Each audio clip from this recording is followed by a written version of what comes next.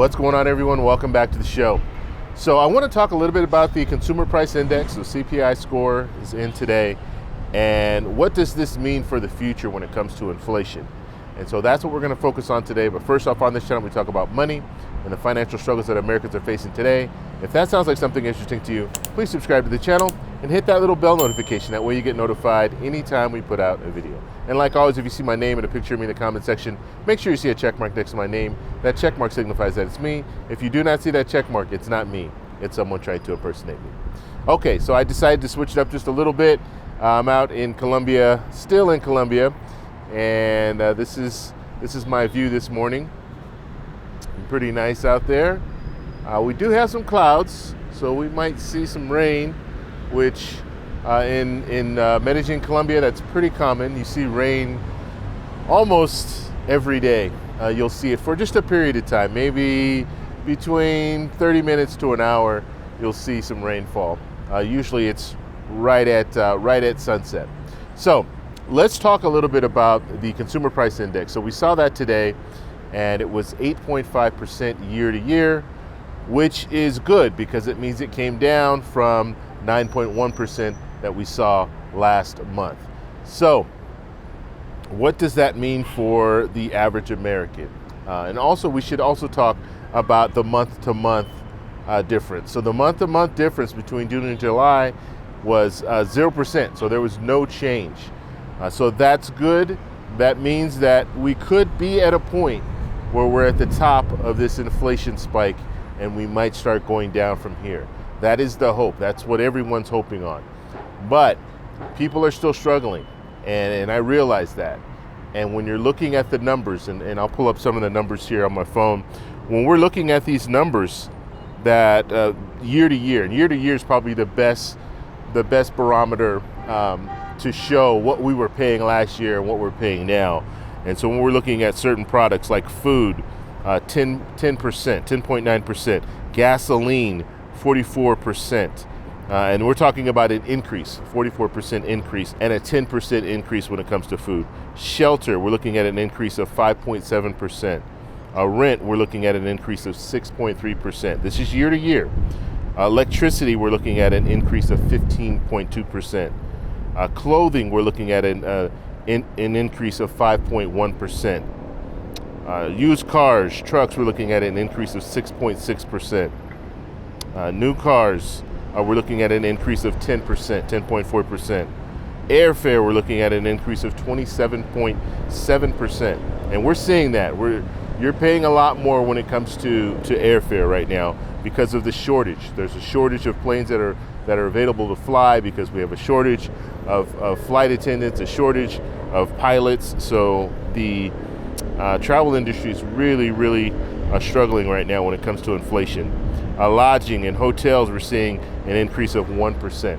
So those are just some of the numbers, and this is from the Bureau of Labor Statistics that gave us that information.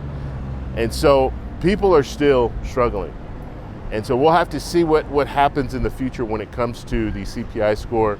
Another thing I want to talk about, if you are receiving Social Security, SSI, SSDI, they're now calculating, they're looking, the Social Security Administration is looking at the CPI score for July, the CPI score for August, and the CPI score for September to calculate what COLA will look like, the cost of living adjustment, what that will look like in 2023. And so we're watching these numbers very closely. So this 8.5%, that's going on record because it's in July. So now we're going to look at what happens in August, what the CPI score will be in August, and then in September, they're going to look at it again. And then in October, like second week of October usually is when they'll put this out. We'll find out what COLA is for 2023. So it's something that we should really be paying attention to. It was at 9.1% in June. It's now at 8.5%. What will we see next month? Because if it goes down even further, then now you're looking at a potential COLA of being maybe around 8%. Some economists have already said it would be around 8%. Some economists have even gone higher than that, and they're talking about 10%. I've seen it even as high as 11%. So if the CPI scores are going down in these next few months, then we're most likely we're not going to be seeing COLA at 10% or 11%. It's going to be somewhere around that 8% So we'll have to just see what happens in the future. But this is good news. It is good news. Make no mistake that we're seeing the CPI score start to level off, and hopefully it will start to drop and continue dropping. They want to get it down to 2%. That's where they want it. And so that's not going to be anything that's going to happen overnight. It's going to take time, and they're saying it could even take a couple years before we see that CPI score down at around 2%. And one more thing before I go, I just want to talk a little bit about, I posted a couple of videos yesterday. One was talking about the elections. I am going to do more videos on the election, the midterm elections, because I think this is very important it's very crucial for a lot of different reasons, especially when it comes to legislation. So if you have Republicans taking over the House, Republicans taking over the Senate, does that mean that we're not going to see anything for the next 2 years? It's a very good possibility, but we can also see some bipartisan bills go through if we have that split government. So we're going to have to follow it and see where that goes.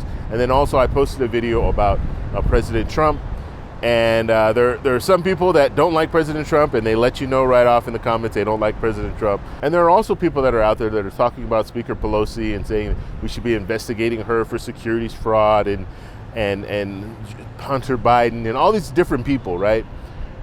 The reason that I covered the story about President Trump, former President Trump, is because police served a search warrant at his residence.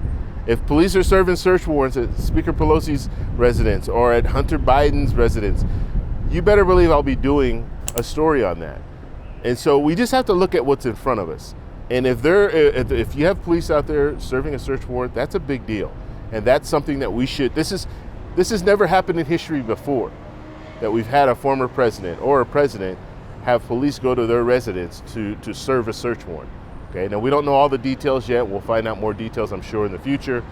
But when it comes down to it, that is a huge story, and that's something that we should be talking about, because it's very, very serious for our democracy as a whole. Okay, so that's all I wanted to say about that. If you guys have any questions about anything that we talk about, please post them down below. If you like this video, please give me a thumbs up. Please subscribe for more, and I'll talk to you in the next one. Bye.